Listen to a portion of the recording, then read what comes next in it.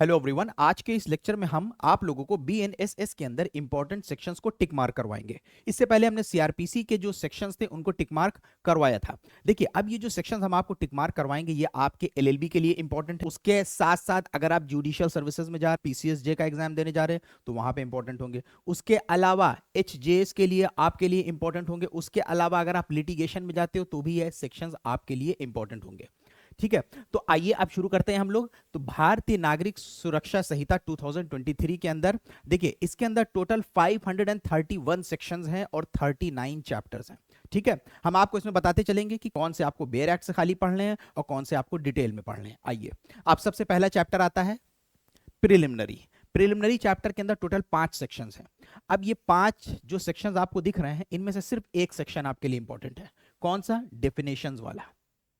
इस डेफिनेशंस के अंदर बीएनएसएस के अंदर कई नए नए टर्म और एक्सप्रेशन को डिफाइन किया गया है, जैसे बेल बॉन्ड, जैसे बेल बॉन्ड। उसके अलावा इलेक्ट्रिक कम्युनिकेशन, तो उनको देख लीजिएगा, उनसे एग्जाम में क्वेश्चन पूछा जा सकता है। उसके साथ साथ डेफिनेशंस में कुछ ऐसे टर्म्स हैं जिनसे एग्जाम में अक्सर पूछा जाता है, जैसे वारंट केस किस सेक्शन में डिफाइन किया गया है, उसका section number, warrant case, summons case, complaint, investigation. ठीक है, तो ये सेक्शन 2 आपके लिए इंपॉर्टेंट है। बाकी से आप गो थ्रू कर सकते हैं अगर आप चाहो, लेकिन इंपॉर्टेंट सिर्फ आपके लिए सेक्शन 2 है और ये आपको सिर्फ बेयर एक्ट से पढ़ना है, आपके लिए सफिशिएंट होगा, डिटेल में जाके नहीं पढ़ना है। अब उसके बाद आता है हमारा चैप्टर 2। अब ये चैप्टर 2 जो है ये सेक्शन 6 से शुरू होता है और सेक्शन 20 तक डिस्कस है। ये डील करता है constitution of criminal courts and officers. इसके अंदर खाली ये बताया गया है कि कितनी तरीके की क्रिमिनल कोर्ट्स होंगी, उन क्रिमिनल कोर्ट्स को कौन कौन स्टैब्लिश कर सकता है, उसके अंदर जो जजेस होंगे, मैजिस्ट्रेट होंगे, उनको कौन अपॉइंट करेगा, ये चीज इसके अंदर डिस्कस है। इनके अंदर भी आप किन किन सेक्शंस को जरूर देखिएगा जो इंपॉर्टेंट है, जैसे क्लासेस ऑफ क्रिमिनल कोर्ट्स बस बताए गए कौन कौन से कोर्ट होंगे, जैसे सेशंस कोर्ट होगी, उसके अलावा मैजिस्ट्रेट की कोर्ट होगी, बस बेसिक डिटेल्स दी गई है। सेक्शन 6 पढ़िएगा, सेक्शन 8, सेक्शन 9, सेक्शन 10, उसके बाद सेक्शन 14 देख लीजिएगा, उसके बाद सेक्शन 18 और सेक्शन 19। ये सेक्शंस आपको इंपॉर्टेंट है और ये आपको डिटेल में नहीं पढ़ना है, सिर्फ बेयर एक्ट से पढ़ना है। तो देखिए, अब ये हमारा थर्ड चैप्टर है पावर ऑफ कोर्ट्स। ये स्टार्ट होता है सेक्शन 21 से और डिस्कस है सेक्शन 29 तक। ये पूरा चैप्टर आपको सिर्फ और सिर्फ बेयर एक्ट से पढ़ना है। अब इसके अंदर इंपॉर्टेंट सेक्शन कौन है उसको टिक मार्क कर लीजिए। इसके अंदर आपको सेक्शन 21 पढ़ना है, 22 पढ़ना, 21, 22, 23 आपको पढ़ना है, उसके अलावा सेक्शन 24 पढ़ना है। तो बस इतने सेक्शंस जो हैं आपके लिए इंपॉर्टेंट है। अब इस सेक्शन के अंदर courts by which offences are triable, वो कौन कौन सी कोर्ट्स हैं जिनके अंदर ट्रायल चल सकता है, जैसे हाई कोर्ट के अंदर ट्रायल चल सकता है, सेशन कोर्ट के अंदर ट्रायल चल सकता है, उसी तरीके से मैजिस्ट्रेट की कोर्ट में भी ट्रायल चल सकता है। उसी के अलावा कौन कौन सी सेंटेंसेस हाई कोर्ट्स और सेशन जजेस पास कर सकते हैं। आपको पता है हाई कोर्ट कोई भी सजा दे सकता है, जितनी भी आईपीसी के अंदर सजा दी गई है, चाहे वो लाइफ इंप्रिजनमेंट हो, चाहे वो डेथ सेंटेंस हो, कोई भी सजा दे सकता है। उसके अलावा सेम चीज जो है सेशन कोर्ट के पास भी यही पावर है। सेशन कोर्ट में सेशन जज, एडिशनल सेशन जज कोई भी सजा पास कर सकते हैं। हाँ, अगर वो सजाए मौत देते हैं तो वो सजाए मौत हाई कोर्ट से कंफर्म होती है। उसके बाद बताया गया कि मैजिस्ट्रेट कितनी सजा पास कर सकते हैं, तो इसके अंदर जैसे बता दिया गया कि चीफ जुडिशियल मैजिस्ट्रेट जो है वो हर सजा दे सकता है, लेकिन कुछ सजाएं नहीं दे सकता, जैसे सजाए मौत नहीं दे सकता है, लाइफ इंप्रिजनमेंट नहीं दे सकता है, 7 साल से ज्यादा की सजा नहीं दे सकता। उसके अलावा दूसरे मैजिस्ट्रेट्स दिए गए जैसे जुडिशियल मैजिस्ट्रेट फर्स्ट क्लास और जुडिशियल मैजिस्ट्रेट सेकंड क्लास। अब उसके बाद हम लोग नेक्स्ट चैप्टर में आते हैं। अब देखिए, अब इसके बाद नेक्स्ट चैप्टर आता है चैप्टर 4, डील करता है powers of superior officers of police and aid to the magistrates and the police. इसके अंदर जो सुपीरियर ऑफिसर्स होंगे पुलिस के, उनके पावर के बारे में बताया गया है और कब जहां पे आम लोग जो है मैजिस्ट्रेट और पुलिस की हेल्प करेंगे। जैसे मान लीजिए कोई ऑफेंस हुआ है तो उस ऑफेंस की इंफॉर्मेशन देना, उसके साथ साथ अगर मैजिस्ट्रेट या पुलिस किसी को अरेस्ट कर रही है और हमारी आम पब्लिक की हेल्प मांगती हैं तो उनको हेल्प करना, वही बातें इस चैप्टर के अंदर दी गई। अब देखिए, ये पूरा का पूरा चैप्टर 4 जो है आपके लिए इंपॉर्टेंट नहीं है, इससे आमतौर पे क्वेश्चन नहीं पूछे जाते हैं, ना प्री में ना मेंस। सेक्शन अगर आप उसके अंदर आप पढ़ सकते हो जो इसके अंदर थोड़ा सा इंपॉर्टेंट है वो है सेक्शन 33। बस यही एक सेक्शन जो है इसके अंदर थोड़ा सा इंपॉर्टेंट है, अदरवाइज ये पूरा चैप्टर इंपॉर्टेंट नहीं है। अब इसके बाद चैप्टर 5 आता है अरेस्ट ऑफ पर्सन। ये स्टार्ट होता है सेक्शन 35 से और ये चलता है सेक्शन 62 बीएनएसएस तक। अब देखिए, अरेस्ट ऑफ पर्सन के अंदर क्या है कि ये जो चैप्टर है ये डील करता है पर्सन के अरेस्ट के ऊपर, उसके प्रोसीजर के ऊपर। Arrest of person one of the most important chapters में से एक है बीएनएसएस के अंदर। तो इसे आपको बहुत अच्छे तरीके से पढ़ना है क्योंकि इससे बहुत ज्यादा क्वेश्चंस पुट अप होते हैं। तो ये आपके हर एग्जाम में इंपॉर्टेंट है, चाहे आप एलएलबी का एग्जाम दे रहे हो, चाहे आप जुडिशियल सर्विसेज में जा रहे हो, चाहे आप एपीओ पीओ का दे रहे हो, चाहे आप हायर जुडिशरी का दे रहे हो, हर एग्जाम में इंपॉर्टेंट है। इवन लिटिगेशन के अंदर भी इंपॉर्टेंट है। तो ये पूरा चैप्टर आपको अच्छे से पता होना चाहिए। अब इस पूरे चैप्टर के अंदर आपको पढ़ना क्या है, आपको सबसे पहले एक एक सेक्शन रटे होने चाहिए इस चैप्टर के अंदर। ये चैप्टर 35 किस चीज के ऊपर डील करता है हम बता भी देंगे इसके अंदर कि आपको अभी कौन कौन से सेक्शंस को ज्यादा ध्यान में रखना है। उसके साथ साथ ये अरेस्ट ऑफ पर्सन जो है, जैसे हमने आपको बताया कि one of the most important chapters में से एक है, तो यानी पूरा का पूरा चैप्टर आपको पता होना चाहिए। तो एक एक सेक्शन आपको रटा होना चाहिए। उसके साथ साथ इस चैप्टर के अंदर अरेस्टेड पर्सन के राइट्स, उसके राइट्स के बारे में आपको बहुत अच्छे से पता होना चाहिए क्योंकि ये बहुत ही इंपॉर्टेंट टॉपिक है। अंदर ये जो सेक्शन 35 है ये आपका, ये इस चैप्टर का सबसे इंपॉर्टेंट सेक्शन है जो आपको पता होना चाहिए। अब देखिए ये इंपॉर्टेंट तो है लेकिन इसके अंदर कोई चीज बहुत डिटेल में जाके नहीं पूछी जाती है। हम आपको बता देंगे आपको इसके अंदर पढ़ना क्या है। अब जैसे सेक्शन 35 के अंदर बताया गया है कि पुलिस जो है कब बिना वारंट के अरेस्ट कर सकती है। सारी सिचुएशन इसके अंदर बताई गई कि पुलिस के सामने कोई कॉग्निजेबल ऑफेंस कमिट करता है, या मान लीजिए कोई प्रोक्लेम्ड ऑफेंडर है, उसको भी पुलिस बिना वारंट के अरेस्ट कर सकती है। किसी के पास चोरी की प्रॉपर्टी बरामद होती है तो उस जगह पे भी पुलिस अरेस्ट कर सकती है बिना वारंट के। कोई मिलिट्री का डिजर्टर है उसको भी पुलिस अरेस्ट कर सकती है बिना वारंट के। किसी ने मान लीजिए कि कोई रिक्विजिशन भेजा है, एक ऑफिसर ने दूसरे ऑफिसर को रिक्विजिशन भेजा है, वहां पे भी पुलिस अरेस्ट कर सकती है बिना वारंट के। इसके अलावा procedure of arrest and duties of officer making arrest, अब जो ऑफिसर अरेस्ट करेगा उसका प्रोसीजर क्या होगा अरेस्ट करने का। देखिए इसके ऊपर हमने अरेस्ट के ऊपर एक पूरी वीडियो बनाई बहुत ही ब्रीफ में, आपको इसके नीचे लिंक भी मिल जाएगा और आप चेक कर सकते हो। हमने इसका लिंक ड्रॉप कर दिया है अरेस्ट ऑफ पर्सन का, तो आपको ये समझ में आ जाएगा कि कैसे इसको आपको समझना है। Of arrested person to meet an advocate of his choice during interrogation. अब इसको हमने अपने लेक्चर के अंदर एक सेक्शंस के साथ अलग अलग, यानी जो राइट्स है तो राइट्स को राइट्स में कर दिया, डिस्कस कर दिया, तो ज्यादा आसान हो जाएगा समझने में। Arrest on refusal to give name and address, अब जैसे मान लीजिए कि अरेस्ट वहां पे कर सकती है पुलिस की, अगर मान लीजिए कि कोई नॉन कॉग्निजेबल ऑफेंस है और सामने वाले को पुलिस अरेस्ट नहीं कर सकती नॉन कॉग्निजेबल ऑफेंस में बिना वारंट के, लेकिन अगर उससे नाम और एड्रेस पूछा जा रहा है, नहीं बता रहा है, तो पुलिस उसको अरेस्ट कर सकती है उस जगह पे। अरेस्ट बाय प्राइवेट पर्सन, इसमें जैसे बताया गया है कि प्राइवेट पर्सन यानी हम और आप भी अरेस्ट कर सकते हैं। तो यानी 3 लोग हैं जो इसके अंदर अरेस्ट कर सकते हैं। कौन कौन? पुलिस कर सकती है, मैजिस्ट्रेट कर सकता है, प्राइवेट पर्सन भी कर सकते हैं, हम और आप भी कर सकते हैं। तो यही बताया गया है कि प्राइवेट पर्सन कब अरेस्ट कर सकता है, इसका क्या प्रोसीजर है। तो प्राइवेट पर्सन जैसे हमारी मौजूदगी में कोई इंसान ने कॉग्निजेबल और नॉन बेलेबल ऑफेंस कमिट कर दिया, और या मान लीजिए कोई प्रोक्लेम्ड ऑफेंडर है, तो हम लोग उसको अरेस्ट कर सकते हैं। तो ये होता है अरेस्ट बाय प्राइवेट पर्सन। अलावा अरेस्ट बाय मैजिस्ट्रेट, प्रोटेक्शन दी गई है मेंबर्स ऑफ आर्म्ड फोर्सेस को, अरेस्ट कैसे किया जाएगा उसका प्रोसीजर बताया गया है। Search of place entered by person sought to be arrested, उसके अलावा परसूट ऑफ ऑफेंडर्स। तो ये पूरा का पूरा चैप्टर आपके लिए इंपॉर्टेंट है, आपको घबराने की जरूरत नहीं है। सेक्शंस बहुत छोटे छोटे हैं, सिर्फ 35 ही एक सेक्शन है जो थोड़ा बड़ा होगा, और 1-2 सेक्शंस और हैं थोड़े बड़े, बाकी के सेक्शंस जो है सिर्फ बेयर एक्ट से आप पढ़ लेंगे आपके लिए सफिशिएंट। अब इसके बाद आता है चैप्टर 6 बीएनएसएस का, प्रोसेस टू कंपेल अपीयरेंस। अब नाम से ही समझ में आ रहा है प्रोसेस, क्या प्रोसेस है, किस तरीके से कंपेल किया जा सकता है किसी के अपीयरेंस के लिए। मान लीजिए कि किसी को कोर्ट में बुलाना है, तो उसको किस तरीके से कोर्ट में बुलाया जाएगा। तो आमतौर पे याद रखिए कि 4 तरीका होता है प्रोसेस का। क्या क्या होता है? पहले सम्मन जैसे भेजा गया, फॉर एग्जांपल आमतौर पे सम्मन जो होता है सम्मन केस में भेजा जाता है, और वारंट केस में सम्मन और वारंट दोनों भेजा जा सकता है। हालांकि सम्मन केस में भी कुछ जगह पे वारंट भेजा जा सकता है। तो जैसे मान लीजिए कि पहले सम्मन भेज के बुलाया गया, नहीं आया, फिर वारंट भेजा जाता है। फिर वारंट भी 2 तरीके के होते हैं, bailable warrant, non bailable warrant, इसी चैप्टर के अंदर बताया गया है। उसके अलावा वारंट होने के बाद भी नहीं आ रहा है, तो अब क्या होता है, प्रोक्लेमेशन हो जाता है, करके उसको बुलाया जाता है कि इतने दिन में उसको आना है। उसके बाद भी नहीं आता है, प्रोक्लेमेशन के बाद फिर उसकी प्रॉपर्टी अटैच हो जाती है। तो ये 4 तरीका है, प्रोसेस है किसी को कंपेल करके कोर्ट में बुलाने का। वही चीज इस चैप्टर के अंदर डिस्कस है। ये सेक्शन 63 से शुरू होता है, सेक्शन 93 तक डिस्कस है। तो पहले क्या, सम्मन, warrant, proclamation, attachment, summons, warrant, proclamation, attachment. तो देखिए सबसे पहले फॉर्म ऑफ सम्मन्स, सम्मन्स का फॉर्म क्या होगा, उसके अलावा सम्मन कैसे भेजा जाएगा, सर्विस ऑफ सम्मन, सम्मन्स व्हेन पर्सन सम्मन कैन नॉट बी फाउंड, अगर वो इंसान नहीं मिलता है। तो ये जो पूरा चैप्टर है आपका, ये पूरा जो चैप्टर है आपका चैप्टर 6, ये आपके लिए इंपॉर्टेंट है, लेकिन सिर्फ आपको बेयर एक्ट से पढ़ना है। ठीक है, तो मेन ये 4 चीजें बस आप इसके अंदर अगर आप समझ लेंगे, ये आपका चैप्टर तैयार। Form of warrant of arrest, summons हो गया, फिर वारंट के बारे में समझना, तो वारंट से रिलेटेड प्रोविजंस दिए गए हैं। उसके बाद आता है प्रोक्लेमेशन, प्रोक्लेमेशन के बाद अटैचमेंट ऑफ प्रॉपर्टी। तो ये 4 तरीके बताए गए हैं कि किस तरीके से प्रोसेस करके किसी को कोर्ट में बुलाया जा सकता है। तो ये चीज इस चैप्टर के अंदर आ जाती है। अब इसके बाद जो आता है चैप्टर, वो है chapter 7, process to compel the production of things. इससे पहले था process to compel the appearance, किसी इंसान को कोर्ट में बुलाना।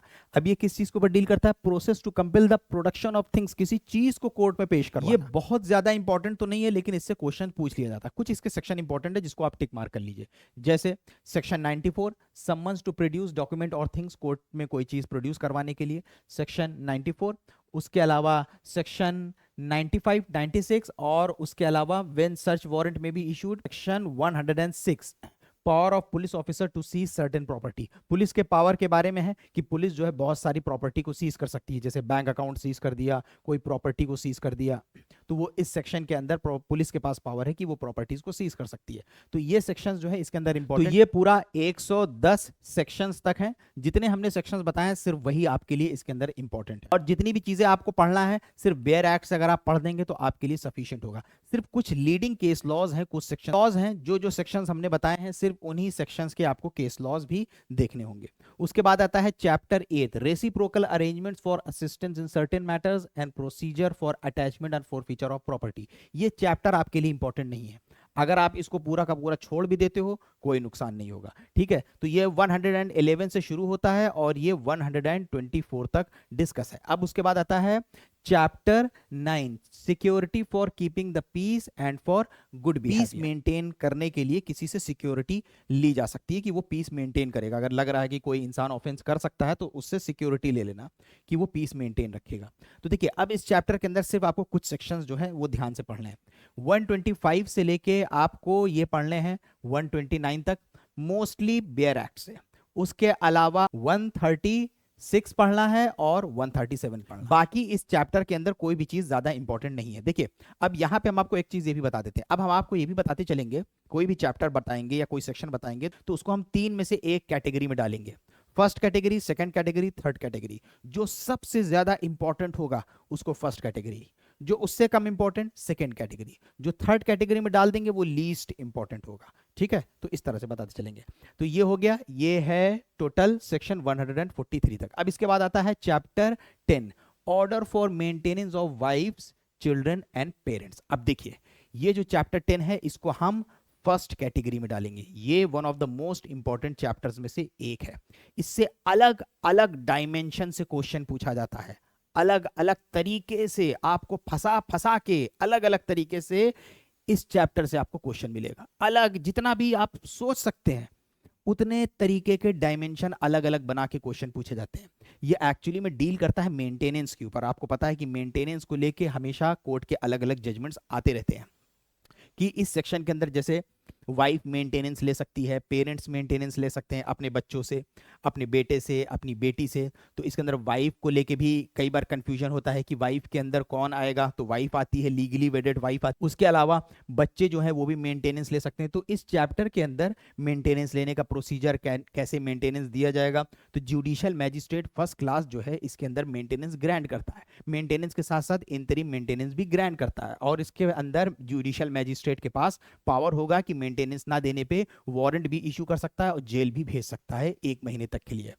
तो ये इस चैप्टर के अंदर आता है। तो ये one of the most important chapters में से एक है। तो ये जितने भी इसके अंदर सेक्शंस हैं, बाकी के जो सेक्शंस हैं 147, 146 या 145, इसके अंदर तो खाली प्रोसीजर वाला पार्ट है, तो वो आप बेयर एक्ट से पढ़ोगे सफिशिएंट है। लेकिन 144 को आपको बहुत डिटेल आगे बढ़ते हैं। अब इसके बाद आता है chapter 11, maintenance of public order and tranquillity. Public piece किस तरीके से मेंटेन करी जाएगी उसके ऊपर ये चैप्टर डील करता है। अब बहुत सारे पावर एग्जीक्यूटिव मैजिस्ट्रेट को दिए गए। देखिए जैसे आपको पता होगा कि हमारे यहाँ 2 तरीके के मैजिस्ट्रेट होते हैं, judicial magistrate, executive magistrate. Executive magistrate जैसे डीएम, एडीएम, एसडी। अब ये जो चैप्टर है, ये चैप्टर है, अगर हम इसको कैटेगरी के हिसाब से डालें तो ये सेकंड कैटेगरी। इसमें सिर्फ 3 सेक्शंस हैं जो आपको सबसे अच्छे से पढ़ने हैं।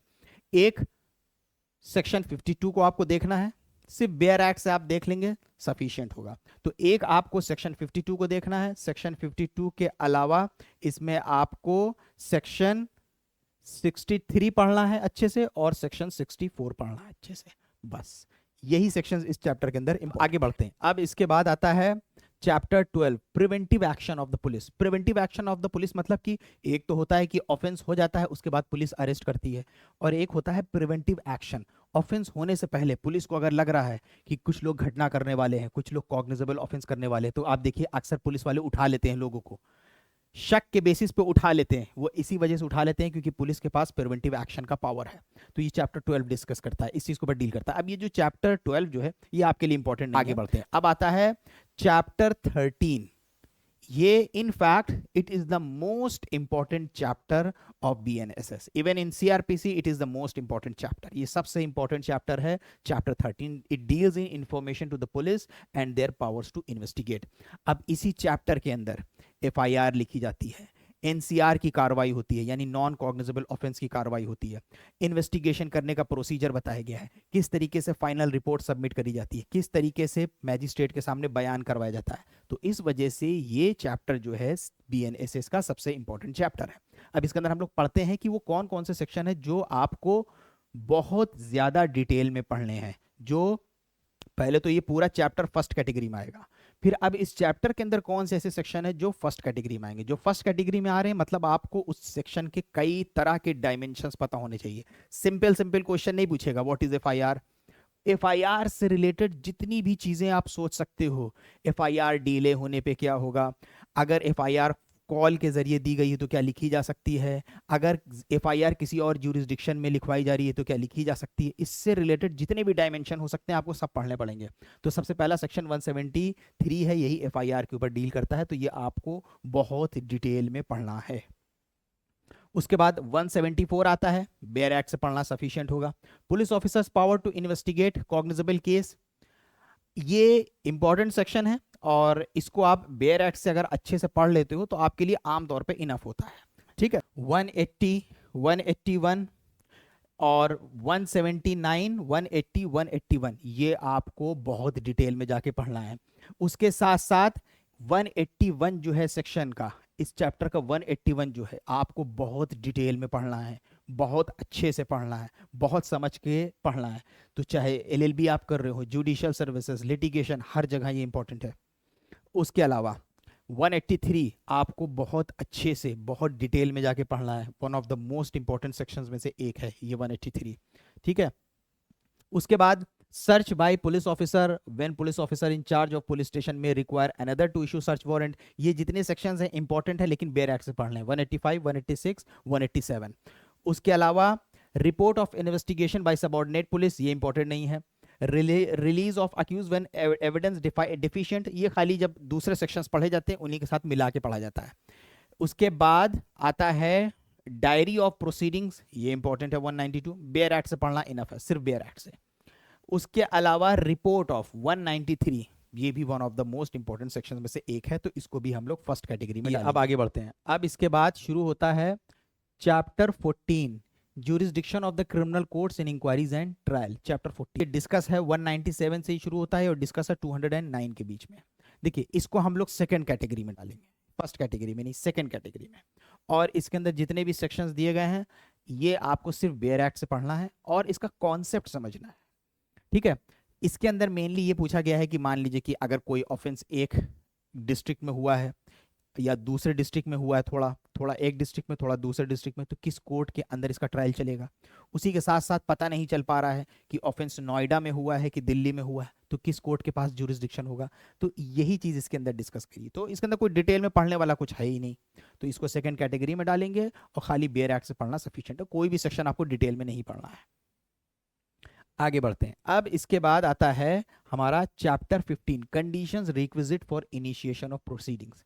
एक कोर्ट के अंदर प्रोसीडिंग शुरू होने के लिए क्या क्या शर्तों का पूरा होना जरूरी है, तो वो शर्तें इसके अंदर बताई गई हैं चैप्टर 15। देखिए अब ये शुरू होता है सेक्शन 210 से और 222 तक डिस्कस है। इसके अंदर आपको सारे सेक्शंस नहीं पढ़ने, कुछ सेक्शंस के इंपॉर्टेंट है, जैसे सेक्शन 210 ये इंपॉर्टेंट है।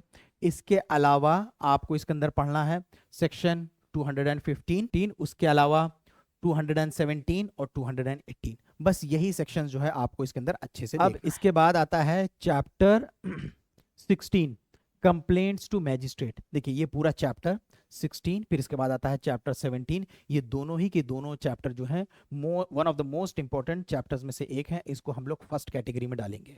लेकिन इनके अंदर कौन कौन से सेक्शन ज्यादा इंपॉर्टेंट है आइए उसको समझ लेते हैं। देखिए सेक्शन 223 इसका बहुत इंपॉर्टेंट है। उसके बाद postponement of issue of process section 225 बहुत इंपॉर्टेंट है। और उसके बाद आता है डिसमिसल ऑफ कंप्लेंट सेक्शन 226, इसका बहुत इंपॉर्टेंट है। ये सेक्शन इसका इंपॉर्टेंट है। उसके अलावा सेक्शन 227 इंपॉर्टेंट है टू 233। ठीक है, हालांकि ये पूरा चैप्टर हमने फर्स्ट कैटेगरी में डाला, लेकिन कुछ सेक्शन जो है इस चैप्टर के ज्यादा इंपॉर्टेंट है, जो भी हमने आपको बताया। अब इसके बाद आता है द चार्ज। चैप्टर 18 करता है चार्ज के ऊपर, कोर्ट जो अपना चार्ज फ्रेम करता है उसके ऊपर डील करता है। अब ये पूरा का पूरा चैप्टर आपके लिए इंपॉर्टेंट है। ये पूरा चैप्टर आपको अच्छे से पढ़ना है, क्योंकि इसमें से कोई भी प्रोविजन से क्वेश्चन पूछ सकता है। चैप्टर 18 आपके लिए इंपॉर्टेंट है। उसके बाद आता है chapter 19 trial before a court of session. अब ये कोर्ट ऑफ सेशन के अंदर किस तरीके से ट्रायल चलता है उसका प्रोसीजर दिया गया है। ये चैप्टर तो इंपॉर्टेंट है, इसको तो हम डालेंगे फर्स्ट कैटेगरी में, लेकिन इससे डिटेल में कोई सेक्शन से क्वेश्चन नहीं पूछा जाता है।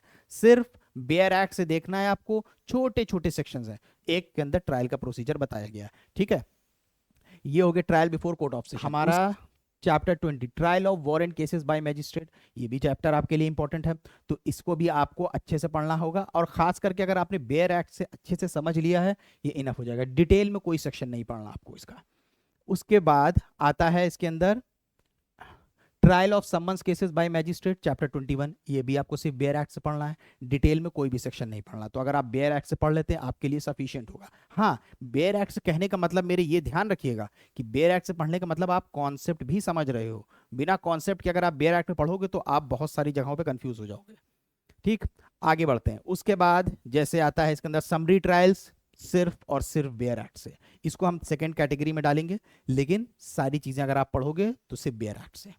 उसके बाद प्ली बार्गेनिंग, इसके ऊपर भी हमारी ऑलरेडी वीडियो अवेलेबल है, आप देख सकते हैं। प्ली बार्गेनिंग के ऊपर हमने उसके अंदर ऑलरेडी पूरा प्रोसीजर बता दिया है। जितना प्रोसीजर बता दिया है, जितना बेयर एक्ट के अंदर आपको मिलेगा, सिर्फ उतना सफिशिएंट है। कोई भी सेक्शन आपको डिटेल में जाके नहीं पढ़ना है।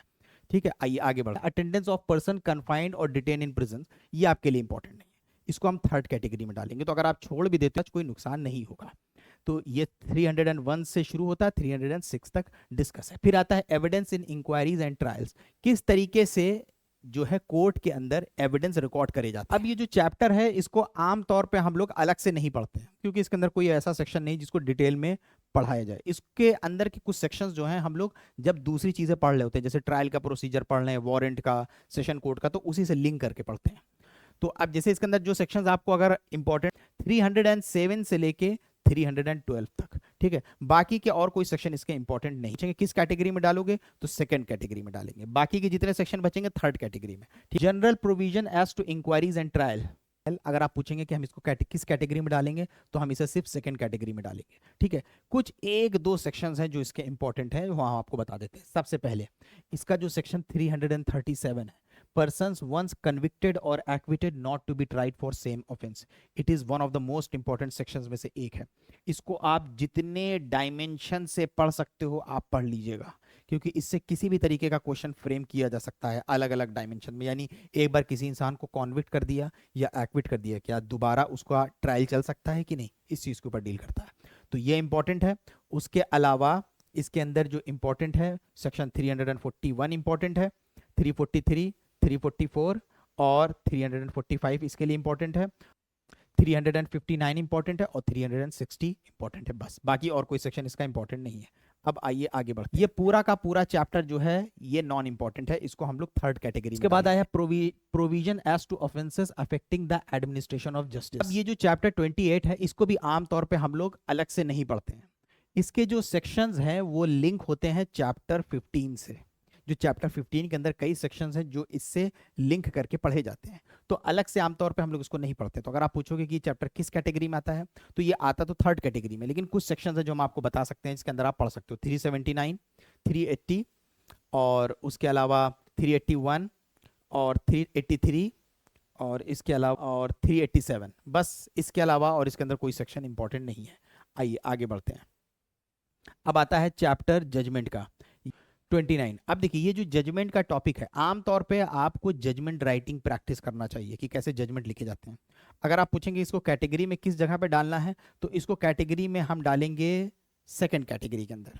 तो ये बहुत इंपॉर्टेंट नहीं है, लेकिन इसके कुछ सेक्शंस हैं जो आप पढ़ सकते हैं, जैसे 392, वो भी बेयर एक्ट से 392, उसके अलावा 395, 396, 397। उसके बाद आता है इसके अंदर chapter 30, submission of death sentences to confirmation. जैसे आपको पता है कि सेशन जज जो होता है वो डेथ सेंटेंस भी पास कर सकता है, तो सेशन जज या एडिशनल सेशन जज अगर डेथ सेंटेंस पास करते हैं तो वो हाई कोर्ट से कंफर्म होता है। तो जब वो हम लोग सेशन जज के बारे में पढ़ते हैं, डेथ सेंटेंस के बारे में, तो उसी से इसको लिंक करके पढ़ते हैं, अलग से इसको हम लोग नहीं पढ़ते हैं। ठीक है, तो ये सेक्शन यानी ये जो चैप्टर है ये उसी चीज से लिंक करके पढ़ा जाता है कि कैसे सेशन जज ने अगर सजा दिया है या एडिशनल सेशन जज ने मौत की सजा दिया है तो वो हाई कोर्ट से कैसे कंफर्म होती है। उसके बाद आते हैं हम लोग अपील्स के ऊपर। देखिए अब ये अपील्स का जो चैप्टर है ये है चैप्टर 31। ये चैप्टर इंपॉर्टेंट है, इसको हम लोग फर्स्ट कैटेगरी में डालेंगे, लेकिन इसके कुछ सेक्शन ज्यादा इंपॉर्टेंट है। आइए हम बताते हैं कौन कौन से। सेक्शन 413 इंपॉर्टेंट है, उसके बाद 414 इंपॉर्टेंट है, 415 इंपॉर्टेंट है, 416 इंपॉर्टेंट है, 417 इंपॉर्टेंट है, 418 इंपॉर्टेंट है और 409 बाद इस चैप्टर के अंदर जो सेक्शन इंपॉर्टेंट है वो है जैसे section 427 powers of appellate court.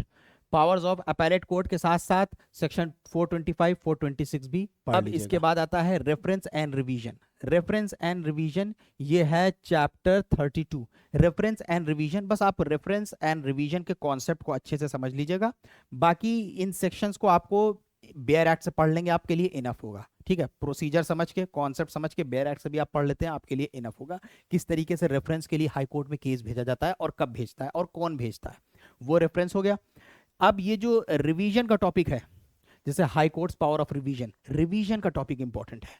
अब आपको रिवीजन के लिए पढ़ना पड़ेगा कि रिवीजन क्या होती है, रिवीजन कब करी जाती है, रिवीजन किस किस ऑर्डर का होता है। जैसे इंटरलोक्यूटरी ऑर्डर है तो रिवीजन नहीं हो सकता है, तो किन किन ऑर्डर का रिवीजन हो सकता है, रिवीजन और अपील में क्या फर्क है, अपील और रेफरेंस में क्या फर्क है, यहां से क्वेश्चन पूछा जाता है। ठीक है, आइए आगे बढ़ते हैं। Transfer of criminal cases. अब ये ट्रांसफर ऑफ क्रिमिनल केसेस यानी चैप्टर 33 है, इसको भी हम थर्ड कैटेगरी में डालेंगे। ठीक है, अगर आपके किसी एग्जाम में पूछा गया है या प्रिलिमिनरी एग्जामिनेशन में पूछा गया है तो अगर आप इसको पढ़ते भी हैं तो सिर्फ बेयर एक्ट से, अदरवाइज ये चैप्टर इंपॉर्टेंट नहीं है। आइए आगे बढ़ते हैं। अब इसके बाद आता है execution, suspension, रेमिशन and commutation of sentence. ये पूरे चैप्टर को हम डालेंगे सेकंड कैटेगरी के अंदर। ये पूरा का पूरा चैप्टर जो है ये सेकंड कैटेगरी के अंदर जाएगा, सेकंड कैटेगरी के अंदर जाएगा। सिर्फ एक आध सेक्शंस इसके इंपॉर्टेंट है जो आपको पढ़ना है, उसके अलावा इस चैप्टर के अंदर से बहुत ज्यादा नहीं पूछा जाता है। ठीक है, तो इसको फर्स्ट कैटेगरी में नहीं डालेंगे। अब आता है provision as to bail and bonds. अब देखिए ये जो चैप्टर है chapter 35 provision as to bail and bonds, ये one of the most important chapters में से एक है और इसको हम फर्स्ट कैटेगरी में डालेंगे। लेकिन इसके कुछ सेक्शंस हैं जो आपको अच्छे से पढ़ने हैं, जो इंपॉर्टेंट है, जैसे 478, 479, 480, 481, 482, 483, ये आपको बहुत अच्छे से पढ़ने हैं जितने सेक्शंस हमने बताए हैं इसके अंदर। उसके अलावा इसके अंदर जो सेक्शंस हैं वो जितने बचते हैं उनको अगर आप पढ़ते हो तो आपको सिर्फ बेयर एक्ट से पढ़ना है, बाकी जितने सेक्शंस बताएं उनको आपको डिटेल में पढ़ना है। ठीक है, आइए आगे बढ़ते हैं। अब इसके बाद आता है डिस्पोजल ऑफ प्रॉपर्टी, चैप्टर 36। ये भी आपके थर्ड कैटेगरी में आएगा। ठीक है, लीस्ट इंपॉर्टेंट है, तो ये कोई इंपॉर्टेंट चैप्टर नहीं है आपके लिए। तो इसमें से कभी कभार, इक्का दुक्का कभी कभार क्वेश्चन पूछ लिया जाता है, वैसे बहुत इंपॉर्टेंट नहीं है। इसके बाद आता है इर्रेगुलर प्रोसीडिंग्स, चैप्टर 37। अब ये जो इर्रेगुलर प्रोसीडिंग्स हैं इसके अंदर आपको खाली सेक्शन 506 507 को देखना है। बाकी के इसके कुछ सेक्शंस हैं जो हम लोग जब पढ़ते हैं तो उससे लिंक करके पढ़ते हैं, बाकी ऐसे अलग से इस चैप्टर को नहीं डिस्कस करते हैं। आइए आते हैं अलग से limitation for taking cognizance for offences. अब ये जो चैप्टर 38 है, ये चैप्टर जो है हम इसको सेकंड कैटेगरी में डालेंगे और इसके अंदर सिर्फ आपको बेयर एक्ट से इसके कुछ सेक्शंस को देखना है, जैसे 514, 515, 516 और 519 के बारे में। फिर उसके बाद आता है मिसक्लेनियस यानी चैप्टर 39 और फिर आता है ट्रायल्स बिफोर हाई कोर्ट 520 में। ये सारे के सारे जो सेक्शंस अब आपको दिख रहे हैं, अगर आप इनको पढ़ोगे भी तो सिर्फ बेयर एक्ट से आपको देखना है। डिलीवरी ऑफ कमांडिंग ऑफिसर आपके लिए इंपॉर्टेंट नहीं है, ये भी आपके लिए इंपॉर्टेंट नहीं है। अगर पूछा गया है आपसे कभी प्रिलिमिनरी एग्जामिनेशन में तो आप उस सेक्शन को देख लेना, अदरवाइज इंपॉर्टेंट नहीं है। उसके बाद जितने भी सेक्शंस आपको दिख रहे हैं इनमें से कोई भी सेक्शन इंपॉर्टेंट नहीं है जिनसे एग्जाम में क्वेश्चन पूछा जाता हो। ठीक है, हाँ अब देखिए हमने इतना आपको बता दिया, लेकिन इसका मतलब ये नहीं है कि जो हमने छोड़ दिए हैं उससे कभी क्वेश्चन नहीं पूछा गया या नहीं पूछा जाता, पूछा जाता है मुझे पता है, लेकिन आम तौर पे नहीं पूछा जाता है। जितने सेक्शंस हमने आपको बताए हैं 90% क्वेश्चंस आपको इन्हीं प्रोविजन से मिलेंगे, चाहे आप एलएलबी दे रहे हो, चाहे आप जुडिशियल सर्विसेज, चाहे आप एपीओ, पीओ, हायर जुडिशरी, कोई भी एग्जाम में आप जाओगे 90% जो हमने आपको बताया है वहीं से क्वेश्चंस मिलेंगे। ठीक है, तो आई होप कि काफी क्लैरिटी आई होगी। आज के लेक्चर में बस इतना ही। Have a good day.